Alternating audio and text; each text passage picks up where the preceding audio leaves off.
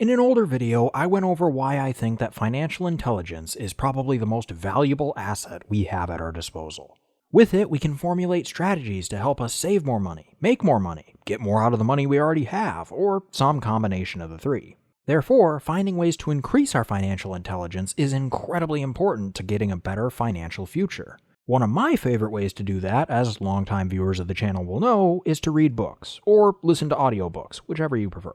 With that in mind, today we're going to be going over 5 books that I think are worth checking out whenever you get a chance. I'll be going over a brief synopsis of the book itself, describing what makes it stand out compared to its contemporaries in my opinion, and who I think the book would be particularly valuable for, as today's selection does cover a fairly wide range of topics. As always, each of the books will be linked in the description below, and those are my affiliate links, so it's a great way to support the channel if you decide you want to check out any of today's books for yourself. Or, if you prefer to listen to the audiobooks, I'll also leave a link to a 30-day free trial of Audible in the description as well. It'll come with a free audiobook of your choice, which you do get to keep even if you cancel your free trial. So it's a great way to save a bit of money instead of buying the book if there's one that really interests you. But before we get going, be sure to like this video if you haven't already, as it really does help out the channel a lot, and subscribe with notifications on for more money-related videos like this one every single week. The first book I recommend checking out is called This Is the Year I Put My Financial Life in Order by John Schwartz. Schwartz and his wife are pre-retirement workers with an economic class well above the poverty line but well below the 1%. So while this isn't some harrowing success story of how someone against all odds managed to find financial success in the traditional sense, it is a story that will probably be relatable on some level to a great many readers. Because like many of us, John hadn't really got himself on a truly deliberate financial plan until later in life. Even though he was fortunate enough to avoid true poverty, there was still a lot he could do to improve his financial present and future. And in this book, he goes over the various experiences he had trying to figure out how to do that. Even though I read this book relatively recently and thus was already familiar with most of the things discussed within it, I still thoroughly enjoyed it. Schwartz's writing was very relatable, as I said before, but at least to a finance nerd like me, it was also pretty entertaining. Quips such as, well, let me check my appointment book when asked how long he expected to live by a retirement planning questionnaire got a chuckle out of me because I remember when I was starting to learn about retirement and financial independence and had many of the same reactions and questions that he did. And that's not to say that this book is just for the finance nerds like myself out there. Far from it, in fact. This might be one of the most beginner-friendly books on today's list. Because seeing someone, even if that someone's situation isn't exactly the same as yours, going through the process of figuring out all this financial stuff can be immensely valuable, especially since he takes time to focus on both the successes and failures that he experienced. Seeing stories like this can be pretty inspiring, especially to those who are nearer the beginning of their financial journeys. So while it may not be the most technical book on the market, I think it is very enjoyably written and does have a lot of value to those who are in the early portions of their financial journey. On the opposite end of the spectrum is How to Make Your Money Last by Jane Bryant Quinn.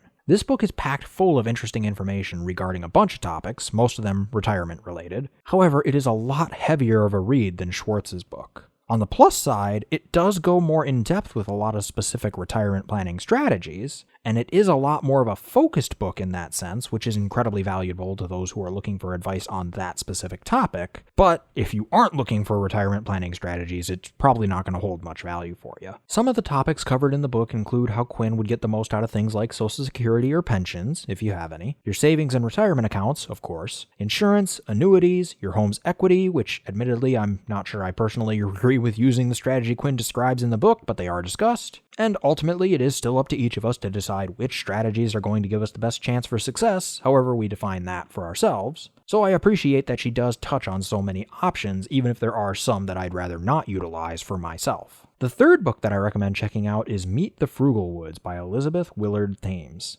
Meet the FRUGALWOODS tells the story of how Elizabeth and her husband Nate realized that the mainstream path of climbing up the corporate ladder seeking a seemingly endless accumulation of dollars and things just wasn't the life for them. So after copious amounts of research, experiments, and no doubt some pretty impressive spreadsheets, they managed to craft a lifestyle of sustainable yet luxurious frugality, and reached financial independence at the age of 32. On the one hand, it is another one of those personal financial stories, so there's always going to be the fact that the situation of the author may not match that of the reader. Maybe the reader would hate to live out in the woods of Vermont like the writers eventually did. However, the story of how they got to that point, and the mistakes and lessons they learned along the way, can still be very relevant to other people and other situations. After all, who among us doesn't want to have a little more control over our time and money? With that, it's way easier to lead a more meaningful and simplified life, however it is we define that for ourselves. Two ideas that get a lot of focus in this book are hedonic adaptation and extreme, yet luxurious, frugalism. Hedonic adaptation is our natural tendency to quickly return to a relatively stable level of happiness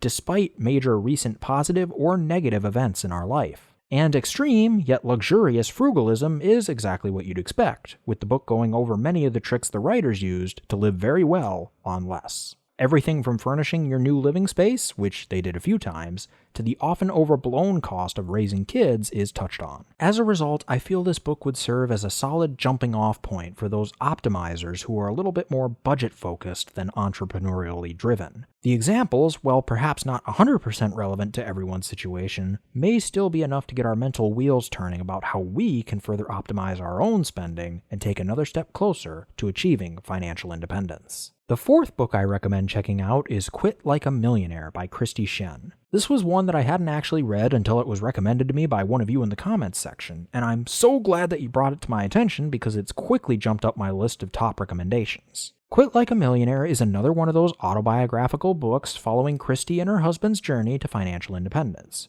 but it's also a lot more than that. There's things like tax optimization strategies in the book, tips on how to pick a good college degree should you choose to pursue one, and an explanation as to why there seems to be so much conflicting financial advice out there. There's even a potential strategy on how to prevent things like health insurance, inflation, and market crashes from crippling your retirement. Similar to many of the other autobiographical personal finance books out there, this one is going to be particularly valuable to those seeking to achieve financial independence, whether or not they plan to actually retire early. But given the amount of good information this book has, I think it could be a valuable read to just about anybody who's starting to look at their finances. Sure, it's not as focused as something like How to Make Your Money Last is, so there isn't going to be quite as much depth on any singular topic, but as a generalist approach, it's a great book to check out whether you're a relative newcomer to the personal finance space or you're well on your way to FIRE. The fifth, and for today final book that I'm recommending checking out is Mind Over Money by Drs. Brad and Ted KLONTZ. The authors work in the field of financial psychology, and this book goes over money disorders that, if left unchecked, can threaten our financial health, not to mention our general enjoyment of life,